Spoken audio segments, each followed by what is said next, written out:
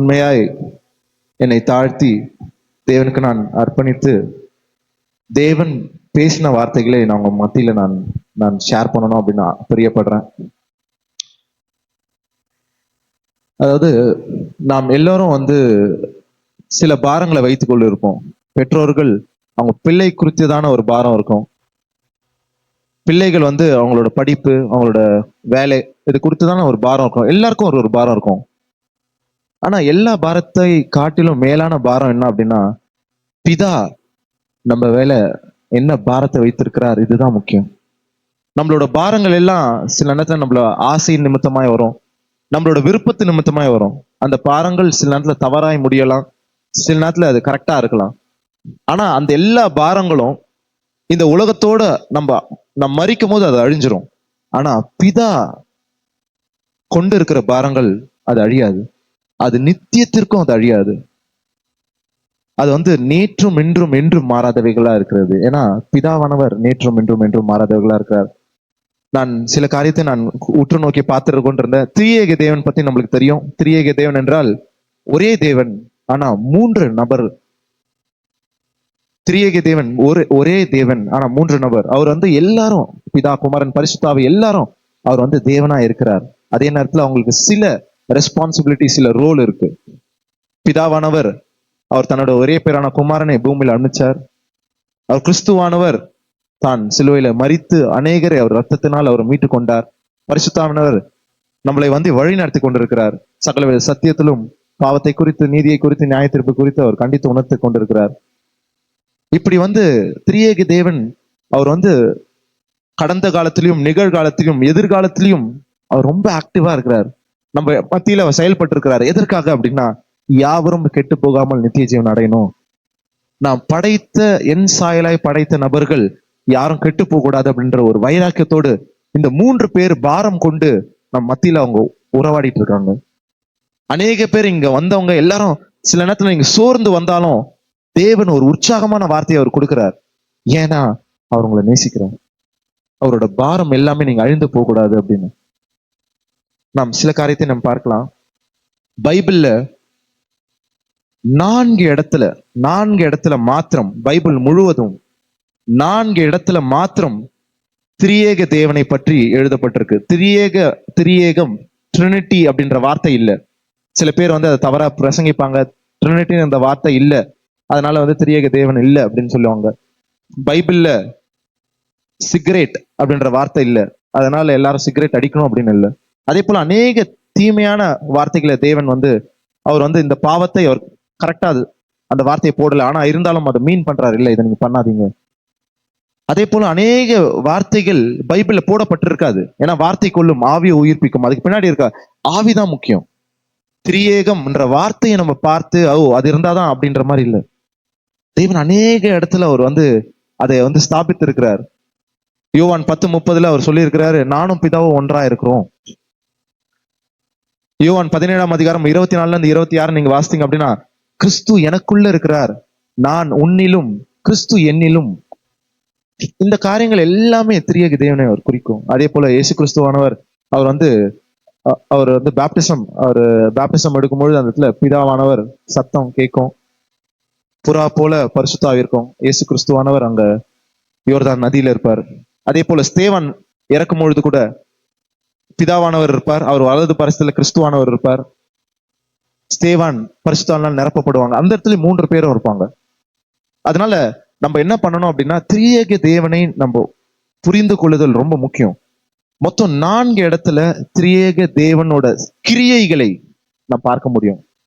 வெறும் 4 இடம் மட்டும்தான். இந்த 4 இடத்த நம்ம பார்க்கலாம். முதல், அக்கரன்சஸ் ஆஃப் ட்ரினிட்டி, திரியேக தேவனோட 4 இடங்களை நம்ம பார்க்கலாம். ஆதியாகமம் 1ஆம் அதிகாரம் 26வது வசனம். ஆதியாகமம் 1ஆம் அதிகாரம் 26வது வசனம். இதை வாசிப்பதற்கு முன்னாட இந்த 4 இடத்துலயும் திரியேக தேவன் வராங்க அப்படின்னா, பிதா, குமாரன், பரிசுத்தாவி வராங்க அப்படின்னா ரொம்ப முக்கியமான இடத்துலதான் அவர் வராங்க.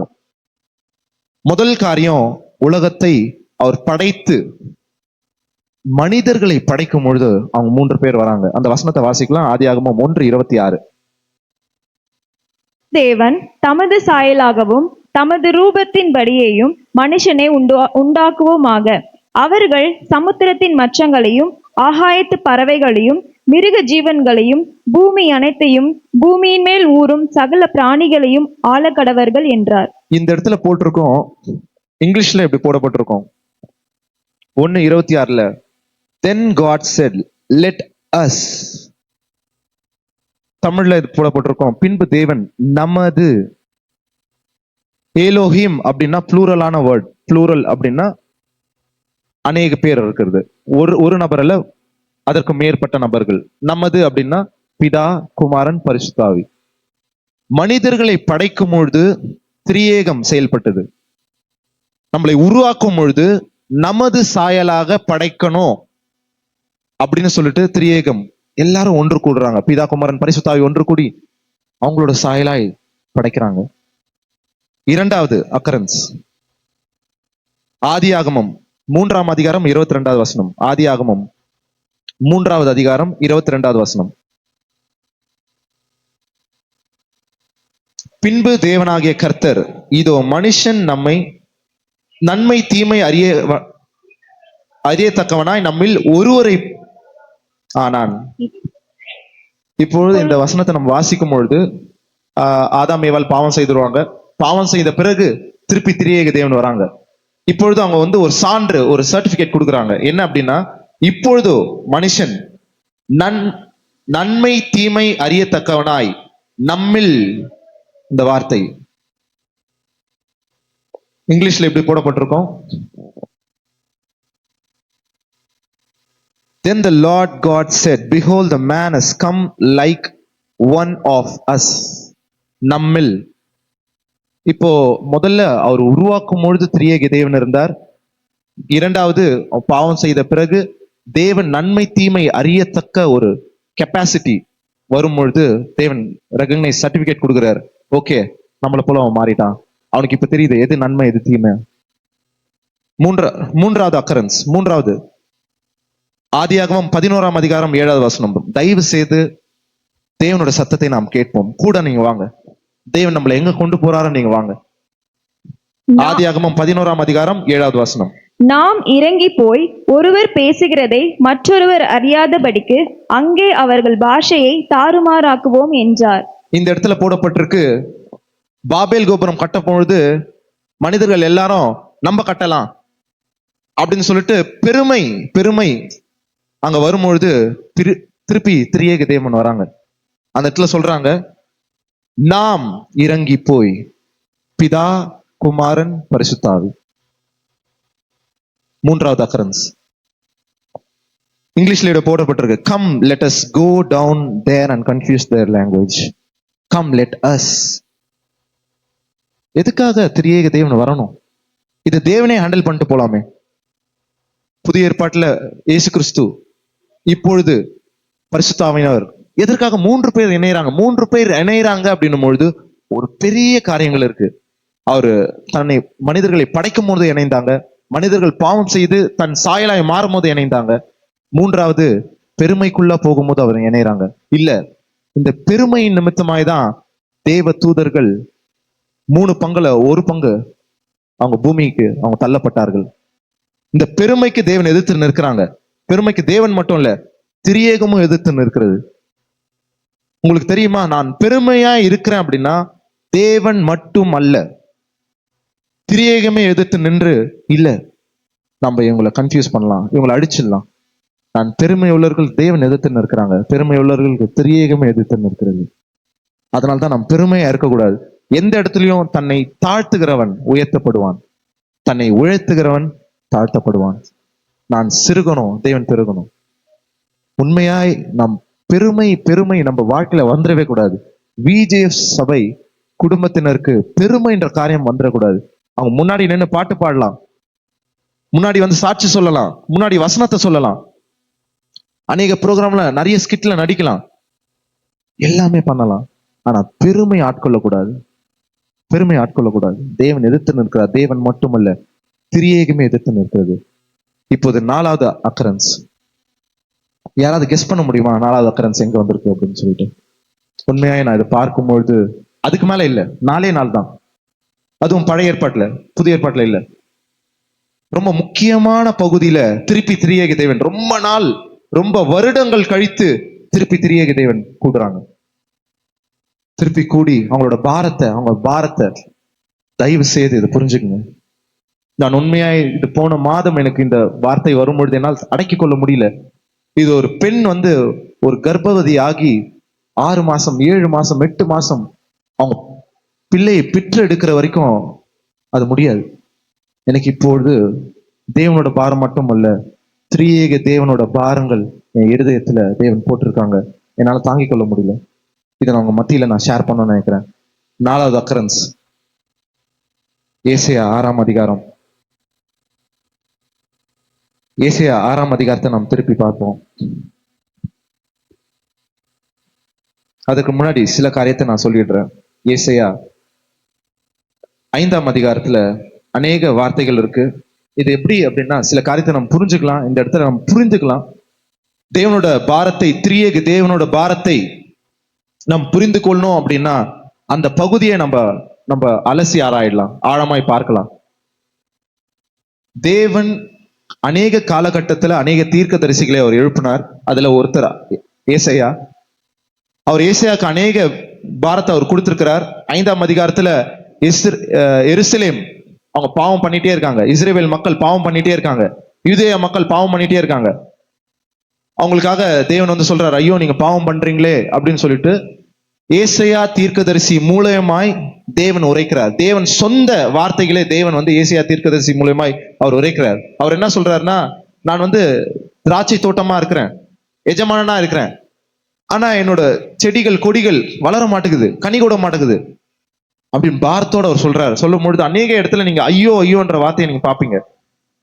தீர்க்கதரிசி ஏசாயா தீர்க்கதரிசி தேவனுடைய வார்த்தை தன் நாவில் வரும்பொழுது அவர் பிரசங்கம் பண்றார். எல்லாத்தையும் சொல்றாங்க, ஐயோ என்ற வார்த்தையை சொல்றார். அதை நீங்க அநேக இடத்துல நீங்க பார்க்கலாம். ஏசாயா 5ஆம் அதிகாரத்துல நீங்க ஐயோன்ற வார்த்தை அநேக இடத்துல இருக்கும். 21வது வசனத்துல முடிவுல, 20வது வசனத்துல முடிவுல ஐயோ ஐயோ, நிறைய இடத்துல ஐயோன்னு வந்திருக்கும். முடிவுல நீங்க பார்த்தீங்க அப்படின்னா நிறைய இடத்துல ஐயோன்னு வந்திருக்கும். ஆனா 6ஆம் அதிகாரத்துல நீங்க பார்க்கும்போது உசியா ராஜா, இவர் வந்து யூதேயாவை 52 வருஷம் ஆண்டார். முதல்ல இஸ்ரேல் மக்கள் 2ஆ பிரிஞ்சாங்க. முதல்ல நார்த் சவுத். மேல இருக்கிறது வந்து கலிலேயா, அதுல தலைநகரம் சமாரியா. கீழே இருக்கிறதுல யூதேயா, அதுல தலைநகரம் எருசலேம். இது பிரியப்படும் பொழுது தேவன் கரெக்டா 740 கிமு கிறிஸ்துக்கு முன் 740வது வருஷத்துல உசையா ராஜா வாழ்ந்து கொண்டிருக்கிறார். அவர் மக்களை அழகா வழி நடத்திட்டு வந்திருக்கிறார். நல்ல விதத்துல வழி நடத்திட்டு வந்திருக்காங்க. ஒரு காலகட்டத்துல மக்கள் எல்லாரும் நினைக்கிறாங்க, ஓ இவர் தான் ராஜா, இவர் எல்லாமே அழகா வழி நடத்திட்டு வராங்க, இவர் தான் ராஜா அப்படின்னு சொல்லிட்டு தேவனை விட்டு விட்டு ராஜாவை அவங்க பின்பற்ற ஆரம்பிச்சாங்க. 52 வருடம், 1 வருடம் 2 வருடம் இல்ல. இப்ப நம்ம எலெக்ஷன் 5 வருஷத்துக்கு ஒரு வாட்டி 10 மடங்கு 10-11 மடங்கு கிட்ட அவர் மட்டும் தான் ஆட்சி செய்திருக்காங்க. மக்கள் கிட்ட எவ்வளவு அவர் வந்து ஒரு நம்பிக்கையை ஏற்படுத்தியிருக்க முடியும். இப்ப எல்லாரும் தேவனை விட்டுட்டு அவங்கள பாக்குறாங்க. ஆனா தேவன் கடும் கோபம் கொள்றாரு. நான் உங்களுக்காக நான் ராஜாவை ஏற்படுத்தினேன், இப்பொழுது நீங்க அவங்கள சார்ந்து இருக்கீங்க, நீங்க என்ன நோக்கி பாருங்க அப்படின்னு சொல்லிட்டு தேவன் பேசிட்டே இருக்கும் பொழுது அந்த பாரம் தேவனிடத்துல விட்டு போகல, திரியேக தேவனிடத்துல இருந்து போகவே இல்லை. 1வது அதிகாரத்துல நம்ம வாசிக்கிறோம், 1வது வசனத்துல வாசிக்கிறோம், ஏசாயா 6:1 வாசிக்கிறோம். உசியா ராஜா மரணம் அடைந்து வருஷத்தில் ஆண்டவர் உயரமும் உன்னதமுமான சிங்காசனத்தின் மேல் வீற்றிருக்க கண்டேன். அவர் தீர்க்க தரிசனம் உரைத்தார், ஏசாயா தீர்க்க தரிசனம் உரைத்தார்.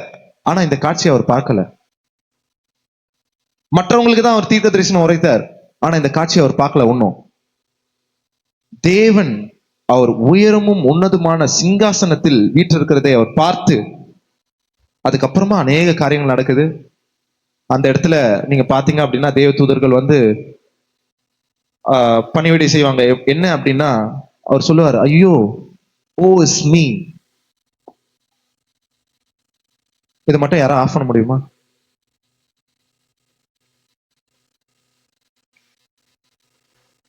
தேங்க்யூ. இந்த இடத்துல சேராபீன்கள் வராங்க. 2வது வசனத்துல சேராபீன்கள் வந்து அவங்க தேவனை தொழுது கொள்றாங்க. 5வது வசனத்துல இப்படி போடப்பட்டிருக்கு. 5வது வசனம், அப்பொழுது நான் ஐயோ அதமானேன். தீர்க்கதரிசனம் உரைத்த ஏசாயா மற்றவர்களுக்கு அவர் உரைத்துட்டே இருக்காங்க. ஆனா தேவனை அவர் பார்க்கிறார். உயரமும் உன்னதமான சிங்காசனத்துல அவர் வீட்டு இருக்கிறத அவர் பார்த்து அதுக்கப்புறமா அவரு நான் எனக்கு ஐயோ நான் அவமானேன் அப்படின்னு சொல்றாரு. அவர் சொன்ன பின்பு என்ன ஆகுது அப்படின்னா, அசுத்த உதடு உள்ள மனுஷன், அசுத்த உதடு உள்ள ஜனங்களின் நடுவில் வாசமா இருக்கிறவன், சேனைகளின் கர்த்தராகிய ராஜாவே என் கண்கள் கண்டதே என்றான். நான் தீர்க்க தரிசனம் உரைச்சிட்டு இருக்கேன். 5வது அதிகாரம் என்னோட தீர்க்க தரிசனம் போயிட்டு இருக்கு. பிதா எனக்கு கொடுத்த வார்த்தையை நான் சொல்லிட்டு இருக்கேன். ஆனா இருந்தாலும் அசுத்த உதடு உள்ள மனிதனா இருக்கேன். நான் நிறைய நேரத்துல நான் இங்க வந்து நான் பேசினாலும் நான் அசுத்த உதடு உள்ளவனா இருப்பேன். நான் இங்க பேசிட்டு நான் வாலிபர்கள் மத்தியில இல்ல சபை மத்தியில நான் தவறான வார்த்தையை பேச முடியும், பிரயோஜனமே இல்லாத வார்த்தையை பேச முடியும். அவர் சொல்றார் கடைசியில மற்றவர்களுக்கு ஐயோ இல்ல எனக்கு ஐயோ அப்படின்றார். இதை உணர்ந்தார் அவர். உணர்ந்து அதுக்கப்புறமா நம்ம வாசிக்கிறோம். அதுக்கப்புறமா சேராபீன் வந்து சில காரியங்களை எடுத்து அவர் நாவல வைக்கிறாங்க, அவர் சுத்தம் பண்றாங்க. 7வது வசனத்தை நம்ம வாசிக்கும் பொழுது, அதனால் என் வாயை தொட்டு, அவர்கள் வாயை தொட்டு, இதோ உன் உதடுகளை தொட்டதினால் உன் அக்கிரமம் நீங்கி உன் பாவம் நிவர்த்தியானது என்றான். இப்ப பாவம் போயிடுச்சு. இப்ப வந்து அவர் நாவம் சுத்திகரிக்கப்பட்டது. இப்போ கரெக்டான ஒரு தீர்க்கதரிசிக்கு முக்கியமான காரியங்கள் என்னன்னா நாவு சுத்திகரிக்கப்படலன்னா அவர் தீர்க்கதரிசி அல்ல. நான் ஞாயிற்றுக்கிழமை நான் நல்ல விதமா நான் பேசிட்டு நான் வீட்டுல போயிட்டு எங்க மனைவியோ கணவனையோ இல்ல தங்கச்சியோ தம்பியோ நான் வந்து கெட்ட வார்த்தை பேசுறேன் அப்படின்னா நான் தீர்க்கதரிசி ஆகவே முடியாது. ஒரு ஊற்றுல இருந்து 2 காரியங்கள் புறப்பட்டு வராது. ஒரு ஊற்றுல ஒரே ஒண்ணுதான் இருக்கும். ஒண்ணு நான் சாத்தானுக்கு இந்த நாவை கொடுக்கணும் அப்படின்னா நான் வந்து தேவனுக்கு கொடுக்கணும். நான் தேவனுக்கு பயன்படுத்தணும்னா சாத்தானுக்கு பயன்படுத்த மாட்டேன். நான் சாத்தானுக்கு பயன்படுத்தணும்னா தேவனோட வார்த்தையை என்னால் அறிக்கையிட முடியாது. அநேக வாலிபர்கள் அநேகர் ஏன் தேவனோட வார்த்தையை நீங்க பயன்படுத்தல அப்படின்னா உங்களோட நாவை ஏசைய போல நீங்க உணர்வடையல, நாம் உணர்வடையல. ஐயோ அசுத்த உதடு உள்ளதா இருக்கே, எப்படி அது பேசும் தேவனோட வார்த்தையை? அநேக விதத்துல நம்ம தயங்குறோம். ஏன் அப்படின்னா எனக்கு என்னோட நாவு இன்னும் அசுத்தம் உள்ளதா இருக்கே, நான் தீர்க்க தரிசனமாய் வார்த்தைகள் எல்லாம் பேசுறேன். ஆனா அந்த நேரத்துல மட்டும் தான் நான் பேசுறேன், மற்ற நேரத்துல நான் அசுத்த உதடு உள்ளதா இருக்கேன். தயவு செய்து தேவன் நம்மளை அவர் வெளிப்பாடாய் அவர் கொடுப்பாராக. நம்ம உயரமும் உன்னதமான தேவன் வலது பாசத்துல வீட்டிருக்கிறதை நம் பார்த்தால் ஒழிய என்னோட நாவு அசுத்தம் என்று நான் ஒற்றுக்கொள்ள மாட்டேன். அதே போல நான் தேவன்கிட்ட ஒப்பு கொடுத்து, தேவனே உம்முடைய தேவனே என்னோட நாவை நீங்க தொடுங்க, சுத்திகரிங்க, அந்த அக்கிரமத்தை நீக்கி போடுங்க, அந்த பாவத்தை நிவர்த்தி ஆக்குங்க. நான் சொல்ல மாட்டேன். நான் பேசிட்டே இருப்பேன். மற்றவர்களை தூஷணமாய், மற்றவர்களை எதிர்த்து பேசுவேன், மற்றவர்களை குறை சொல்லுவேன், குற்றம் சொல்லுவேன். தேவனோட வார்த்தையை அறிக்கையிட மாட்டேன். யாராவது வந்து நீங்க சாட்சி சொல்றீங்க அப்படின்னா நான் பேச மாட்டேன். இதுக்கு எல்லாம் முக்கிய காரணம் என்னோட நாவு சுத்தமா இல்லை. நான் ஏசியா தீர்க்கதரிசி போல நான் தேவனோட வார்த்தைகளை நான் மக்களுக்கு நான் தெரிவிக்கணும், மற்றவர்களை உற்சாகப்படுத்தணும், தேவனோட வார்த்தையை நான் ஷேர் பண்ணணும் அப்படின்னா முதல்ல என் நாவு ரொம்ப முக்கியம். தீர்க்கதரிசிக்கு முக்கியமானது நாவு. நான் நாவை கண்ட்ரோல் பண்ணலன்னா உண்மையாய் நான் இந்த சபையில நான் பிரயோஜனமற்று இருப்பேன். நான் என்னையும் காப்பாற்றிக் கொள்ள முடியாது, சபை மக்களையும் நான் உற்சாகப்படுத்த முடியாது, தேவனோட வார்த்தையை நான் கொண்டு வர முடியாது. நான் என் நாவை காத்துக்கொள்ளணும். அதனால்தான் யாக்கோபு 1ஆம் அதிகாரம் 19, 20 நீங்க வாசித்தீங்க அப்படின்னா, கேட்பதற்கு தீவிரமாயும் பேசுவதற்கு தாமதமாயும் இருக்கணும். நான் பேசினா தேவனோட நாமத்தை மட்டுமே பேசணும். தேவையில்லை காரியத்தை பேசக்கூடாது. சில காரியத்துல நம்ம ஜோக் அடிக்கிறோம், எல்லாமே ஓகே. ஆனா தேவை இல்லாத காரியங்கள் வரக்கூடாது, மற்றவர்களை புண்படுத்துற மாதிரி காரியங்கள் வரக்கூடாது. 4வது அக்கரன்ஸ், நீங்க 6ஆம் அதிகாரத்தை 8வது வசனத்தை நீங்க வாசிங்க. இப்பொழுது திரியேக தேவன் 4வது முறை கூடுறாங்க. இதுக்கு மேல அவங்க கூடவே இல்லை. இதுதான் திரியேக தேவனோட பாரம், திருத்துவத்தோட பாரம். தயவு செய்து நீங்க என் கூட இருங்க, தேவனோட வார்த்தையை கேளுங்க. தேவன் சொல்றாங்க. 8வது வசனத்தை நம்ம வாசிக்கலாம். ஏசாயா 6ஆம் அதிகாரம் 8வது வசனம். பின்பு யாரை நான் அனுப்புவேன், யார் நமது காரியமாய் போவான் என்று உரைக்கிற ஆண்டவருடைய சத்தத்தை கேட்டேன். யார் கேட்கிறாங்க அப்படின்னா ஏசாயா கேட்கிறாங்க. இந்த மாதிரி தேவனோட காட்சியை பார்த்து தன் நாவை சுத்தப்படுத்தின அதுக்கப்புறமா தான் ஃபர்ஸ்ட் கண்கள் திறக்கப்பட்டது. நாவு சுத்திகரிக்கப்பட்டது. இப்பொழுது காதுகள் திறக்கப்பட்டது. தேவனோட வார்த்தையை நீங்க கேட்கல, இது தேவனோட சித்தமா இல்லையா அப்படின்னு உங்களுக்கு தெரியல அப்படின்னா நீங்க தேவனோட காட்சியை பார்க்கல. என்னோட நாவு சுத்திகரிக்கப்படல, நான் சத்தத்தை கேட்கல. தயவு செய்து தேவனோட சத்தத்தை கேட்கணும் அப்படின்னா தேவனை நான் பார்க்கணும். என் கண்கள் முதல்ல திறக்கப்படணும். தேவனோட காட்சியை நான் பார்க்கணும். தேவன் எனக்காக மரித்தார். அவர் எனக்காக மட்டுமே அவர் மரித்தார். என்னோட பாவத்தை அவர் சிலுவையிலே சுமந்தார். அவர் உயிர்த்தெழுந்தார். பிதாவோட வலது பரிசில் அவர் வீற்றிருக்கிறார், சிங்காசனத்தில் இருக்கிறார். இதை நான் பார்க்கணும். நான் என்னை பார்த்த மாத்திரத்திலே நான் யோவானை போல 1ஆம் அதிகாரம், வெளிப்படுத்தின விசேஷம் 1ஆம் அதிகாரத்துல நான் செத்தவனாய் நான் தரையில விழணும். அதுக்கப்புறமா மெல்லிய சத்தம் அவளுக்கு கேட்கும், இதோ இதுதான் வலது புறமா சாயாமலும் இடது புறமாய் சாயாமலும் இதுவே வழி, இதுவே நடவும் சொல்லிட்டு பின்னாடி ஒரு சத்தம் கேட்கும். நாம் தேவனோட சத்தத்தை நாம் கேட்கல அப்படின்னா நான் உண்மையா நான் அவரை பார்க்கிற விதத்துல நான் பார்க்கல, அறிகிற விதத்துல நான் அறியல அவரை. இந்த இடத்துல போடப்பட்டிருக்கு, பின்பு யாரை நான் அனுப்புவேன், யார் நமது. நமதுன்ற வார்த்தையை ரவுண்ட் பண்ணுங்க. இது வெறும் தேவனோட பாரம் அல்ல. யார் எனது அப்படின்னு போடல, யார் நமது. இதுக்கப்புறமா நீங்க புத்தகத்தை நீங்க புரட்டி பார்த்தாலும் நமதுன்ற வார்த்தை இருக்காது. திரியேக தேவனோட திருப்பி அவர் செயல்பாட்டு இருக்காது. அவர் வெவ்வேறு விதத்துல அவர் செயல்பட்டு இருக்கிறார், இப்பொழுது கூட அவர் செயல்பட்டு இருக்கிறார். ஆனா பைபிள்ல இந்த ஒரு பாரத்தை தான் கடைசியாய் திரியேகம் சொல்லிட்டு போச்சு. கடைசியாய் திரியேகம் இந்த பாரத்தை தான் மக்கள் மத்தியில தன்னை சுத்திகரித்து கொண்ட ஏசையா மத்தியில இந்த திரியேகம் தான் விளங்க பண்ணது. நமது காரியமா யார் போவாங்க? இது அநேக தடவை நம்ம வாசித்திருக்கிறோம். யாரோ ஒருத்தவங்க கூப்பிடுறாங்க, நான் போறேன், எமோஷனலா முடிவெடுத்து தேவனே ஒரு நல்ல செய்தியை கொடுத்தீங்க, எல்லாரும் நம்ம கண்களை மூடுவோம், நம்ம ஜெபிக்கலாம், ஒரு பாடலை பாடலாம், மியூசிக் சூப்பரா அருமையா மைல்டா வாசிக்கிறாங்க, பியானோ போடுறாங்க, ஸ்ட்ரிங்ஸ் போடுறாங்க. வாசிக்கும் போது அந்த எமோஷனல், தேவனே நம்ம சிலுவையில எனக்காக நீ மறிச்சிங்க, எமோஷனலான ஒரு முடிவு எடுக்கிறது அல்ல.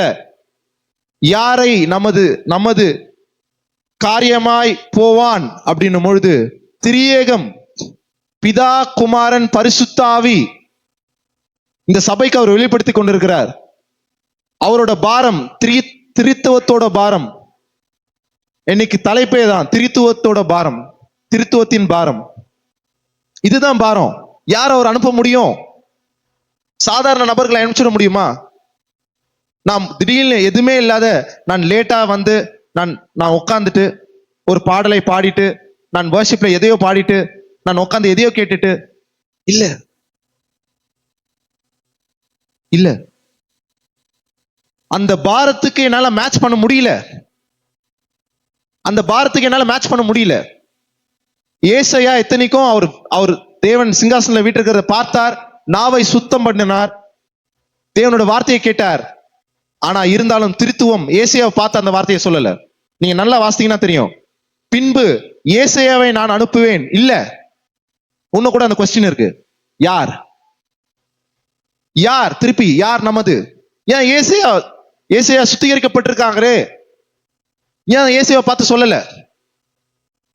இன்னும் தேவன் ஏசையா சுத்திகரிக்கப்பட்டிருந்தாலும் அவர் ஆயத்தமா இல்லை. இந்த திரித்துவத்தோட பாரத்தை உணவந்தவர்கள் மட்டுமே அதுக்கப்புறமா அவர் சொல்ல முடியும். அதுக்கப்புறமா அவர் சொல்லுவார், அதற்கு நான். இந்த திரித்துவத்தோட பாரத்தை உணராதவர்கள் என்னை அனுப்பிச்சிருங்க தோ நான் இருக்கேன், இல்ல, தேவன் அனுப்ப மாட்டாங்க. இது சாதாரண தேவனோட பாரம் மட்டுமல்ல, இயேசு கிறிஸ்துவோட பாரம் மட்டுமல்ல, பரிசுத்தாவியானவரோட பாரம் மட்டுமல்ல, 3 பேரோட பாரம். இந்த சபைக்கு தேவன் விளங்க பண்ணட்டும், நம்ம கண்கள் ஓபன் ஆகட்டும். தேவனோட ஊழியம் சாதாரண காரியங்கள் அல்ல. ஏதோ நம்ம வந்து சமைக்கிறோம், ஏதோ நம்ம ஊழியத்துக்கு போறோம், ட்ரிப்புக்கு போறோம், அந்த இடத்துல நம்ம என்ஜாய் பண்றோம், இல்ல. தேவனோட பாரங்கள் நேற்றும் இன்றும் என்றும் மாறாததா இருக்கு. தேவன் ஏன் ஏசையா காலத்துல வெளிப்படுத்தின தேவன் 740 கிமுல வெளிப்படுத்தின தேவன் ஏன் இந்த 20ஆம் நூற்றாண்டுல வெளிப்படுத்தணும்? ஏன் இந்த மாதிரி வார்த்தையை ஏன் வந்து நியூ இயர் சர்வீஸ்ல அவங்க கொடுக்க மாட்டாங்க? அநேக சபைகளை வெறும் ஆசீர்வாதத்தை குறித்து பேசுறாங்க. அநேக மாதங்கள் முதல் நாள்ல ஏன் இந்த மாதிரி வார்த்தைகள் வரமாட்டிருக்குது? திரியேக தேவனோட பாரத்தை ஏன் சபையில கொண்டு வர மாட்டாங்க? ஏன்? அறுப்பு மிகுதி, வேலையாட்களோ கொஞ்சம். ஆதலால் அறுப்புக்கு எஜமான் தமது அறுப்புக்கு வேலையாட்களை அனுப்பும்படி அவரை வேண்டிக் கொள்ளுங்கள் என்றார். இயேசு கிறிஸ்து அதே பாரத்தை உடையவராய் அவர் இந்த இடத்துல சொல்றாரு, அறுவடை மிகுதியா இருக்கே, வேலையாட்கள் எங்க? அநேக பேர் இறந்துட்டு இருக்காங்க. கடந்த வாரம் நம்ம சபையில அநேக பேர் ஒருத்தர் இறந்தாங்க. அவங்கள சந்தித்தவங்க யார்? அவங்கள சந்தித்தவங்க யார்? அவங்க அநேக தடவை அவங்க சொல்றாங்க, நான் இறக்கணும், நான் இறக்கணும். யார் அதுக்கு போனாங்க? அட்லீஸ்ட் அந்த ஏரியாவிலேயாவது போனாங்களா? அவங்களுக்காக ஜெபிச்சாங்களா? எத்தனை பேர் சபையினர் சொல்ல முடியும், அவங்களுக்காக நான் ஜெபிச்சேன்? அந்த மெசேஜ் வரப்போ இல்ல, அது முன்னாடியே எத்தனை பேர் சொல்ல முடியும், நான் அவங்களுக்காக ஜெபிச்சேன்?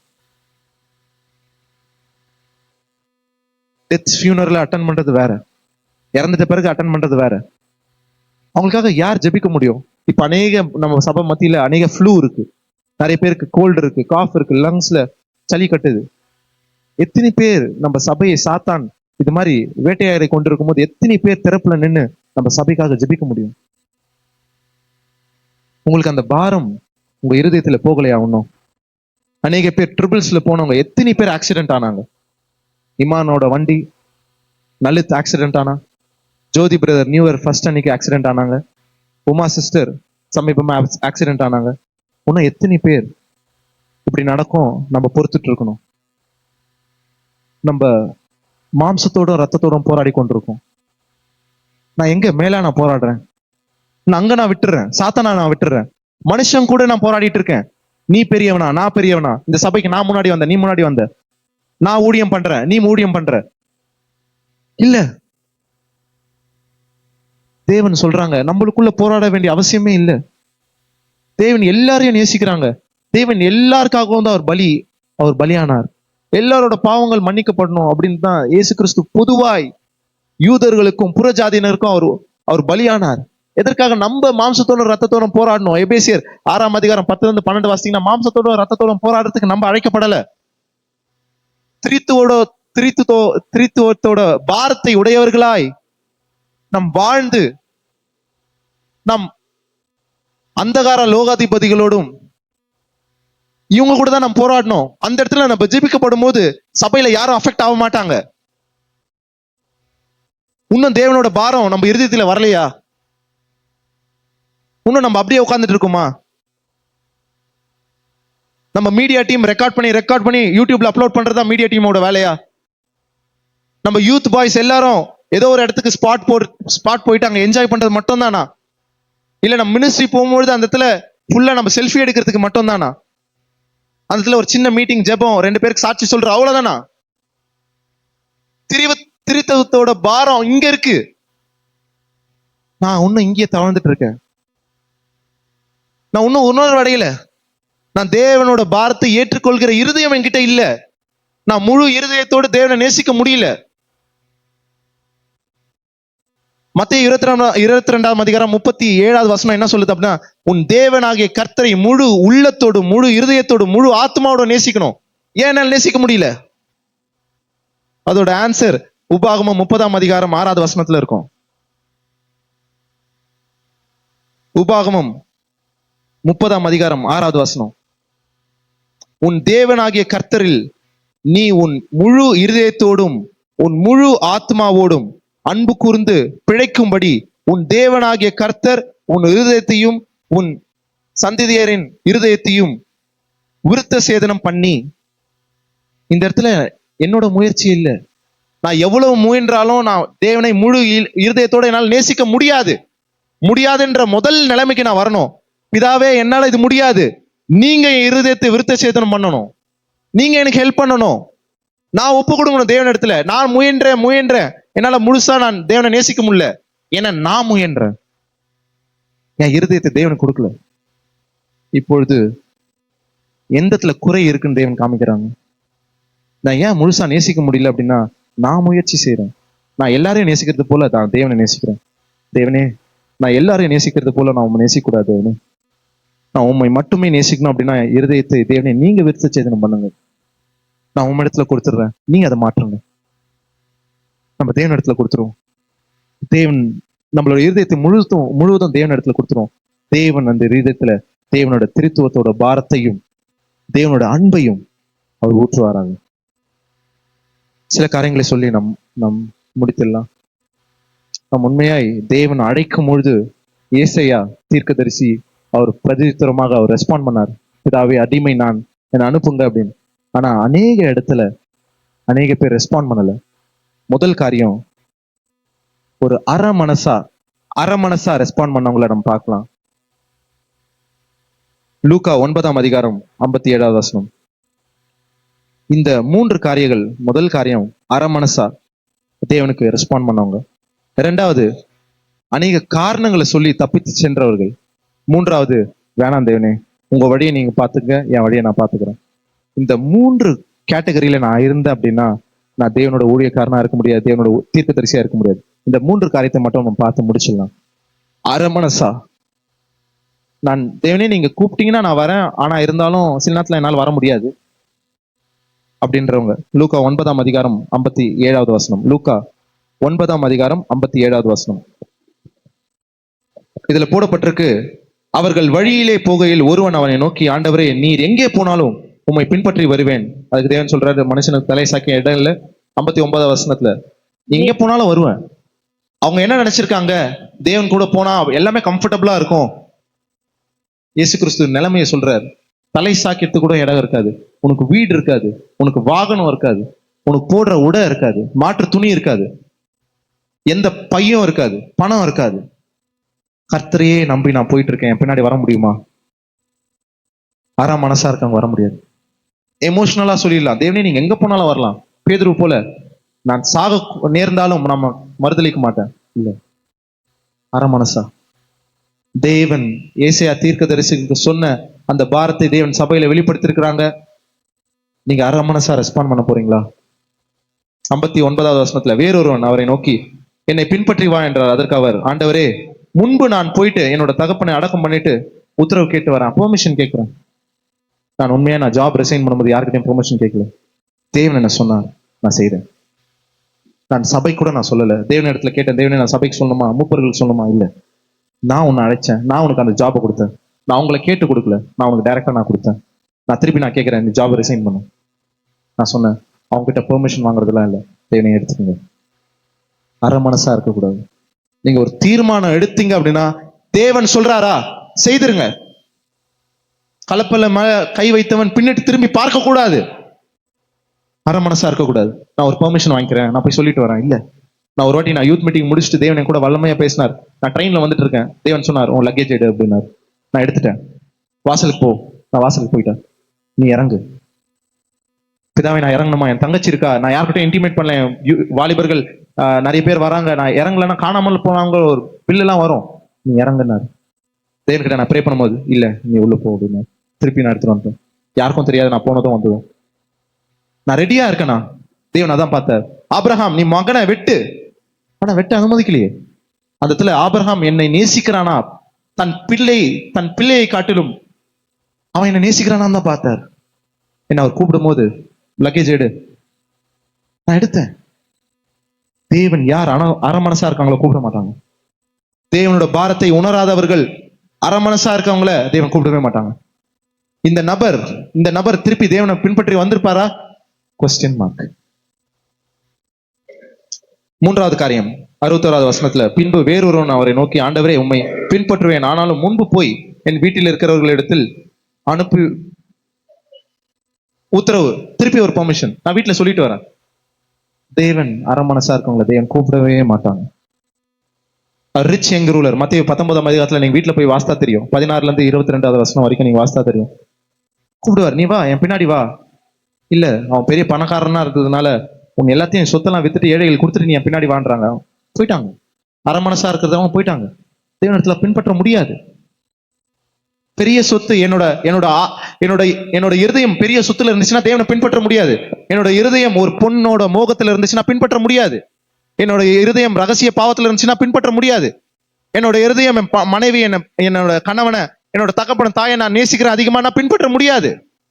அரை மனசா இருக்கவங்க தேவனை பின்பற்ற முடியாது. அரை மனசா இருக்கிறவங்க கிட்ட தேவனோட பாரத்தை ஷேர் பண்ண மாட்டாங்க. தேவனுடைய இருதயத்தை, திருத்துவத்தோட இருதயத்தை புரிஞ்சு கொள்ள முடியாது. ஏசியா போல தேவனை மட்டும் பார்த்து என்னோட நாவை சுத்திகரித்து தேவனோட சமூகத்தில் நிற்கும்போது தேவன் தன்னோட இருதயத்தை அவர் விளங்கம் பண்ணுவாங்க. அப்புறம் அவங்க எந்த வித செகண்ட் தாட்டும் இல்லாத அவங்க போவாங்க, அரை மனசா இருக்கவங்க. ரெண்டாவது, நிறைய காரணங்கள் சொல்றவங்க. லூக்கா 14ஆம் அதிகாரம் 16வது வசனம். லூக்கா 14ஆம் அதிகாரம் 16வது வசனம். அதற்கு அவர், ஒரு மனுஷன் பெரிய விருந்தை ஆயத்தம் பண்ணி அநேகரை அழைப்பித்தார். அவர் அந்த இடத்துல முதலாளி பெரிய விருந்து ஆயத்தம் பண்ணி எல்லாரையும் கூப்பிடுறாங்க. இன்விடேஷன் எல்லாம் கொடுத்தாங்களே, அவங்களை கூப்பிடுறாங்க.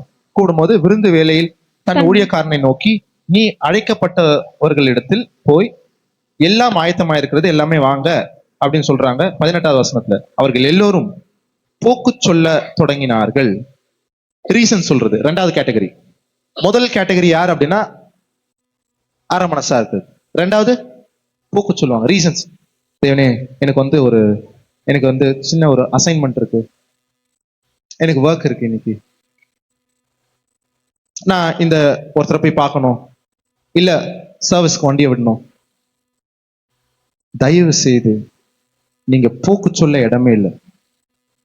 நியாய தீர்ப்புல போக்கு சொல்ல இடம் இல்லை.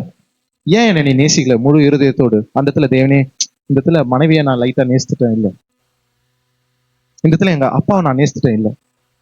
போக்கு சொல்ல இடம் இல்லை. தேவனோட ராஜ்யத்துல போக்கு சொல்ல இடம் இல்லை. தேவன் உங்களை அழைச்சாரா? நீங்க போக்கு சொன்னீங்கன்னா தேவன் விட்டுருவார். அதனால்தான் தேவனோட கண்கள் பூமி எங்கும் உலாவி கொண்டிருக்கு. It goes to and forth, to and fro, போயிட்டு போயிட்டு வருது. சரி, அது ஒரு வாட்டி போறது இல்ல. இப்ப என்ன தேவன் கேட்கிறாங்க, ஜான், நீ எனக்காக நீ உன்னோட வாழ்க்கையை ஒப்பு கொடுப்பியான்னு கேட்கிறாங்க. தேவனே, என்னால முடியல, நான் முயன்று கொண்டிருக்கேன். கொஞ்ச நேரம் கழிச்சு தேவன் போயிட்டு பூமி எங்கோ உலாவி கொண்டு திருப்பி கொஞ்ச நாள் கழிச்சு என்கிட்ட வராங்க. இப்ப ஜான், தேவனே, இன்னும் கொஞ்சம் முயற்சி செய்துட்டு இருக்கேன். நான் உண்மையாய் நான் தேவனை நேசிக்கல அப்படின்னா நான் 70 வயசுலயும் சொல்லுவேன், நான் முயற்சி செய்து கொண்டிருக்கேன். தேவன் மன வருத்தத்தோடு மற்றவர்களை அவர் பார்த்துட்டே இருப்பார். It goes to and forth. தான் இருதய முழுமையாய், அந்த வசனத்தை நம்ம வாசிக்கலாம்.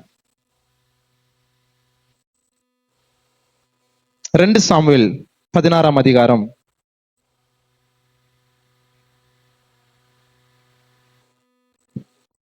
1 சாமுவேல் 16ஆம் அதிகாரம்.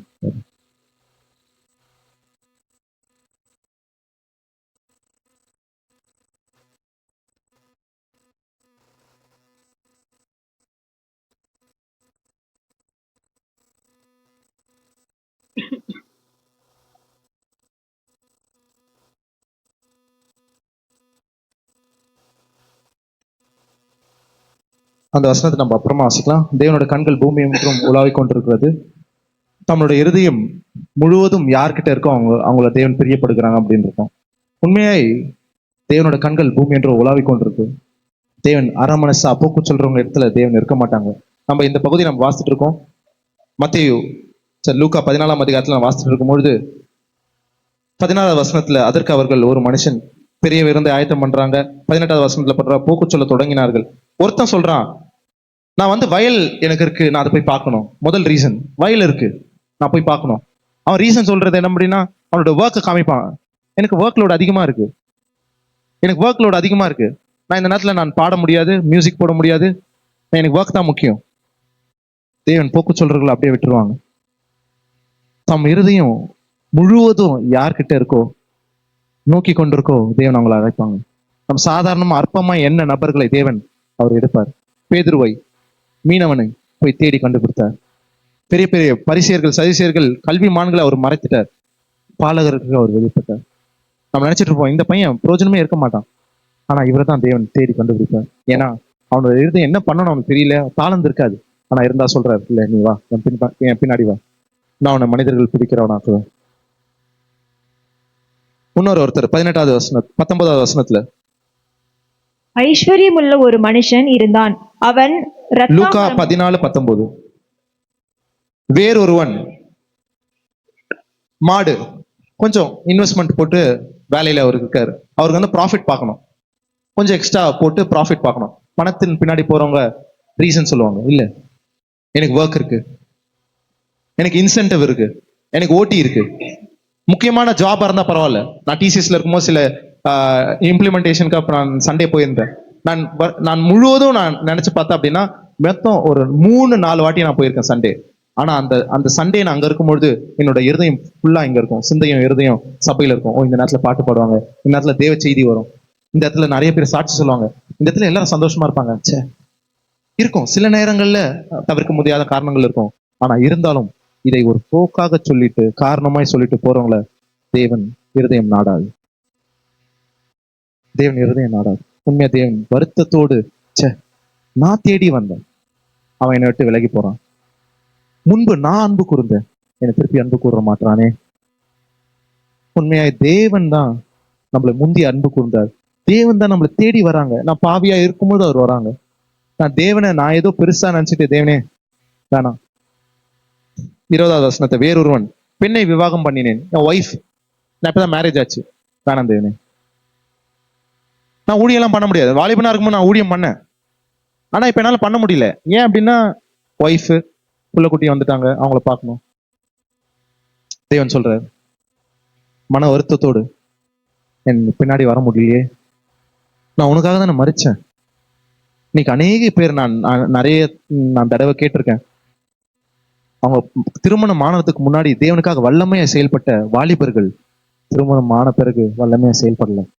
ஏன்னா இந்த காரணத்தை தான் அவங்க சொல்றாங்க. அது தெரிந்தோ தெரியாமலோ இதே ஆவில தான் அவங்க சொல்றாங்க. இதாவே என் ஒய்ஃப் வந்துட்டா, ஈவினிங் சர்வீஸ் இல்ல நான் கொஞ்சம் அங்க போனோம், கொஞ்சம் ஒரு பிறந்தநாள் பர்த்டே ஃபங்க்ஷன், இல்ல கொஞ்சம் பர்ச்சேஸ் இருக்கு, ஒரு பர்த்டே வருது. தேவன் மன வேதனைப்படுறாங்க. நீங்க சொல்ற ஒரு ரீசனையும் தேவனை சிலுவையில நீங்க அறையிறீங்க. தேவன் உங்களை தேடி வராங்க, எனக்காக நீ பயன்பட மாட்டியா? திரியேகமோட பாரம் இது. நாங்க 3 பேரும், பிதா குமாரன் பரிசுத்த ஆவி, எங்கள கொழுந்து எரிஞ்சிட்டு இருக்கு. எங்களுக்காக யார் போவாங்க? அநேக பேர் செத்து கொண்டிருக்காங்க, அநேக பேர் சாட்சி தேவனை தெரிஞ்சுக்காம அநேக பேர் இறந்துட்டு இருக்காங்க, அநேக பேர் தற்கொலை பண்றாங்க, அநேக பேர் நோயினால கஷ்டப்படுறாங்க, அவங்களுக்கு வழி என்னன்னு தெரியல. நான் போகணும்னு ஒருத்தரை நான் தேடிக்கொண்டிருக்கேன், நீ காரணம் சொல்லிட்டு இருக்க. தேவன் வேதனைப்படுறாங்க. முன்னாடி வந்து வசனம் கூட சொல்ல முடியல நம்மளால. தேவன் வேதனைப்படுறாங்க. நான் பார்க்கும்போது தலை கீழே குனிஞ்சுக்கிறாங்க, என் பேர் சொல்லக்கூடாது. தேவன் வேதனைப்படுறாங்க, நான் இல்ல, தேவன் வேதனைப்படுறாங்க. தேவனோட வேதனை யார் புரிஞ்சுப்பா? உங்களை தேவன் படைத்து உங்க பாவத்துக்காக மரித்து உங்களை அழைத்து, நீங்க நினைக்கலனா கூட இரவும் பகலும் தேவன் உங்களை நினைப்பாவே இருக்கிறார். வண்டியில போகும்போது கூட நான் நினைக்கலனாலும் எனக்கு ஆக்சிடென்ட் ஆகக்கூடாதுன்னு சபையில வந்து சேர்த்து இருக்கிறார். இவ்வளவு நன்மையை பண்ணி தேவன் ஒன்று அழைக்கும் பொழுது ஏன் வேணான்னு சொல்றீங்க? ஏன் ரீசன் சொல்றீங்க? ஏன் நிறைய பேர் சபையில தங்குறது இல்ல? ஏன் ஒரு ஐக்கியம் இல்ல? தேவன் அழுது கொண்டிருக்காங்க. நான் வேற சாதாரண மனுஷன், நான் இன்னும் ஒரு 10 நிமிஷத்துல அங்க போய் உட்காந்துருவேன். தேவன் அழுகிறத நீங்க பாக்குறீங்களா? இது ஒரு சாதாரணமான ஒரு மெசேஜ் ஏத்துக்காதீங்க. திரியேக தேவன் பாரம் கொண்டு அழுகுறாங்க. உங்களை தண்டிச்சுட்டு போனோம்னா இம்மை பொழுது போதும். இந்த இடத்துல ஒரு பூகம்பம் வந்துச்சுன்னா எல்லாரும் இறந்துரும், கட்டடம் இடிந்து விழுந்து இறந்துரும். தேவன் இரக்கமா இருக்கிறாங்க, நீங்க அட்வான்டேஜ் எடுக்காதீங்க. தேவன் அன்பா இருக்காங்க. நீங்க சொல்ற ஒரு ரீசனும் தேவனை சிலுவையில நீங்க அரைஞ்சு கொண்டிருக்கீங்க. சில ரீசன் நான் கேட்கும் போது எனக்கு கஷ்டமா இருக்கு. தேவன் எவ்வளவு வேதனைப்படுறாங்க. உங்களுக்காக தேவன் எல்லாத்தையும் ஆயத்தம் பண்றாங்க. உங்களுக்கு அருமையான பாடல்கள், ஆராதனை வேலை, தேவனோட செய்தி, இதற்காக மறைமுகமாய் அநேக நேரங்களை செலவழித்து தேவனோட சமூகத்துல வந்து பிரசங்கம் பண்ணும்போது சாதாரணமா நான் லேட்டா வந்துட்டு ஏதோ ஒன்று கேட்டுட்டு நான் போயிட்டு இருக்கேன். நான் என்னனாலேயே காப்பாத்திக்க முடியல, நான் எப்படி தேவனுக்காக நான் மற்றவர்களை காப்பாற்ற முடியும்? தேவன் அழுதுட்டு இருக்காங்க. தயவுசெய்து அந்த காட்சியை பார்த்துருங்க. தேவன் அழுதுட்டு இருக்காங்க. என்னால பேச முடியல, எனக்கு பாரம் அழுத்து. தேவனோட பாரத்தை, திருச்சோத்தோட பாரத்தை சுமந்து கொண்டு ஒருத்தர் நடக்கிறது சாதாரணமால இல்லை. உங்களுக்கு அந்த பாரம் வரணும், உங்களை ஆட்டி படைக்கணும். எப்படி அசுத்தாவி ஒரு நபரை ஆட்டி படைக்குதோ அதே போல பரிசுத்தாவியும் ஒரு நபரை விடாது. அந்த பாரம் இருதயத்திலே தங்கி இருக்கும், சும்மா விடாது. இந்த சபையை தேவன் அநேக தடவை நன்மையினால் முடிசூட்டு இருக்காங்க. ஏன் நீங்க அவருக்காக விட்டு கொடுக்க கூடாது? உங்களோட ஆசை இச்சைகளை ஏன் இந்த காரணத்தினை விட்டு கொடுக்க கூடாது? ஏன் போக்க சொல்றீங்க? ஏன் அரமனசா இருக்கீங்க? ஏன் ஊழியத்துல அந்த ஒரு எஃபெக்டிவ்னஸ் இல்ல? சில்ட்ரன்ஸ் மினிஸ்ட்ரி ஆரம்பிச்சோம், ஏன் அதை கண்டினியூ பண்ண முடியல? வாலிபர்களை தேடி தேடி கூட்டிட்டு வந்து நம்ம உட்கார வைக்கிறோம், ஏன் அவங்களே வரமாட்டாங்க? ஒரு 7:45 வாங்கன்னு சொன்னா ஏன் வரமாட்டாங்க? முன்னாடி வந்து வசனம் சொல்லுனா ஏன் வரமாட்டாங்க? தேவனோட அன்பு இல்லையே, தேவனோட பாரம் இருதயத்துல இல்லையே. தேவன் அழுது கொண்டிருக்கிறத நீங்க பாருங்க. தேவன் உங்களுக்கு வெளிப்படுத்துவாராக. கடைசியா ஒரு காரியத்தை மட்டும் நான் சொல்றேன். 3வது கேட்டகரி, யோவான் 6ஆம் அதிகாரம் 65வது வசனம். ஒருவன் என் பிதாவின் அருளை பெறாவிட்டால் என்னிடத்திற்கு வரமாட்டான் என்று இதன் நிமித்தமாய் உங்களுக்கு சொன்னேன். தேவன் சொல்றார் 55வது வசனத்துல அவர் சொல்றார், என் மாம்சம் மெய்யான போஜனமாய் இருக்கிறது, என் ரத்தம் மெய்யான பானமாய் இருக்கிறது. என் மாம்சத்தை புசித்து என் ரத்தத்தை பானம் பண்ணுகிறவன் என்னிலே நிலைத்திருக்கிறான், நானும் அவனிலே நிலைத்திருக்கிறேன். இந்த வார்த்தைகள்லாம் கேட்ட பின்பு அநேக மக்கள் வந்து போறாங்க. இதெல்லாம் கேட்டுட்டு இதெல்லாம் டஃப்பா இருக்கு, இதெல்லாம் முடியாது, கிளம்புறாங்க. முதல் நபர் அரமனசு, 2வது நபர் காரணம் சொல்றவங்க, 3வது தேவனே வேணான் முகத்துக்கு நேரா சொல்லிட்டு போறோம். இந்த 3 கேட்டகரிகளில் மட்டும் நம்ம இருந்துடக்கூடாது. அரமனசா இருக்கக்கூடாது, காரணத்தை சொல்லுகிறவர்களா இருக்கக்கூடாது, 3வது டைரக்டா தேவன் முன்னாடியே இல்ல.